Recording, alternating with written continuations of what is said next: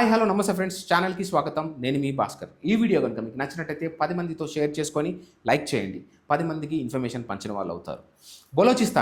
బలోచిస్తాన్ వాళ్ళ ఫ్రీడమ్ కోసం చాలా ఘోరంగా స్ట్రగుల్ అవుతుందండి. పాకిస్తాన్ వీళ్ళని ఒక బానిసల్లాగా చూసింది. ఇప్పుడు వాళ్ళు తిరుగుబాటు చేస్తున్నారు. దీనికి కారణం ఇండియా. భారతదేశం బలోచిస్తాన్కి గట్టిగా సపోర్ట్ చేస్తుంది. ఇప్పుడు భారతదేశం పాకిస్తాన్కి మధ్యలో వార్ జరుగుతుంటే మధ్యలో సీజ్ఫైర్ చేశాం కదా, బలోచిస్తాన్ ఒకటే చెప్తుంది, మీరు పాకిస్తాన్ని ఎట్టి పరిస్థితుల్లో నమ్మొద్దు, వాళ్ళు దొంగ దెబ్బతీస్తారు, మీ స్టాండర్డ్స్ మీరు ఉంచండి అని చెప్పి బలోచిస్తాన్ మనకి ముందు చూపుగా వార్నింగ్ ఇస్తుంది. బలోచిస్తాన్ ఇండియా సైడ్ ఉండి ఫైట్ చేస్తుంది. మాకు ఫ్రీడమ్ కావాలి ప్లీజ్ అని అడుగుతుంది.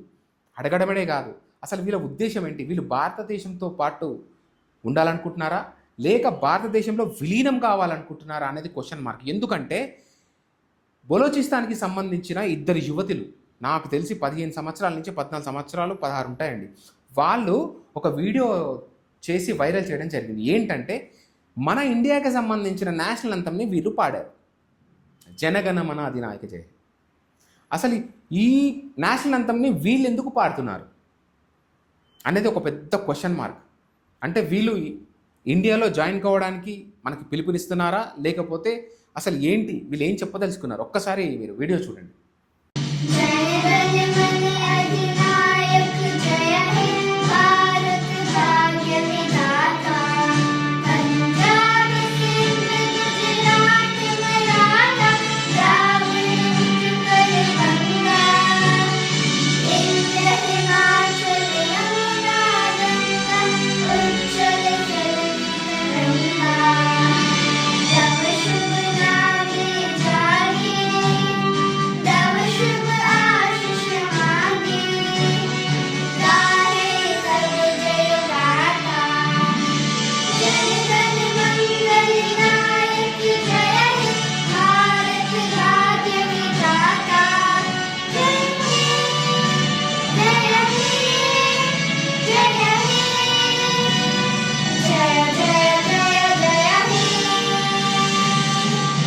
చూశారు కదా, అసలు వీళ్ళ ఉద్దేశం ఏంటి, అసలు ముందు ఫ్యూచర్లో ఏం కాబోతుందో, ఒక సంవత్సరం తర్వాత వాట్ ఈజ్ వాట్ అనేది మనకు అర్థమవుతుందండి.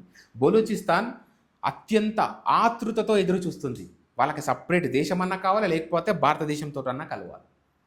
ఇంకో ట్విస్ట్ ఏంటంటే సనాతన ధర్మం అనేది ఇంకా బలూచిస్తాన్లో ఉందా అనేది క్వశ్చన్ మార్క్. ఎందుకంటే సోషల్ మీడియాలో ఒక వీడియో చక్కర్లు కొడుతుంది, చూడండి.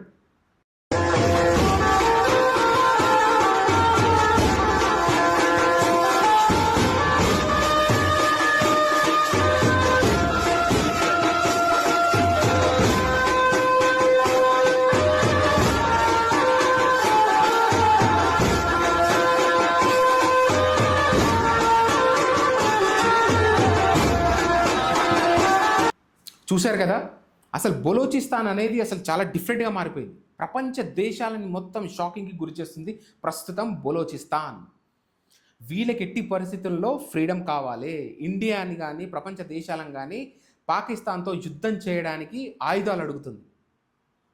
వాళ్ళకి సపరేట్ దేశం కావాలని చెప్పి ప్రపంచ దేశాలని కోరుతుంది. నాకు తెలిసినంత వరకు భారతదేశమే కాదు ప్రపంచ దేశాలన్నీ వాళ్ళకి సపోర్ట్ చేయాలి. ఎందుకంటే పాకిస్తాన్లో ఉన్నది సిటిజన్స్ కంటే ఉగ్రవాదులే ఎక్కువ. ఎందుకంటే మీరు చూడొచ్చు, ర్యాలీ పేరుతోటి సామాన్య జనాలు కాదు టెర్రరిస్టులు ఆయుధాలు పట్టుకొని రోడ్ల మీదకి రావడం జరుగుతుంది. ఇది అక్కడ ఉన్న ప్రస్తుత సేఫ్టీ. సో ఆలోచించండి ఫ్రెండ్స్, ఇది బలోచిస్తాన్కి సంబంధించిన ఒక ఫ్యూజులు ఎగిరిపోయే ఇన్ఫర్మేషన్ నాకు అనిపించి మీకు ఇంకో విషయం డిస్కషన్ చేయాలి ఫ్రెండ్స్. ఏంటంటే ఎప్పుడో ఒకసారి కోర్టులో ఒక అతను సిటిజన్, మన ఇండియాకి సంబంధించిన సిటిజన్ కేసు వేసాడంట. ఏంటంటే మన నేషనల్ అంతంలో సింధు పంజాబ్ అని పేర్లు ఉన్నాయి కదా, వీళ్ళు మన భారతదేశంలో భాగం కాదు కదా, సింధు పేరుని ఇంకా ఎందుకు ఉంచారు అని చెప్పి అడగ్గా ఇండియాకి సంబంధించిన జడ్జ్ ఇచ్చిన ఆన్సర్ ఏంటంటే సింధు పంజాబ్ హాఫ్ మన దగ్గర ఉండొచ్చు, హాఫ్ పంజాబ్ దగ్గర ఉండొచ్చు.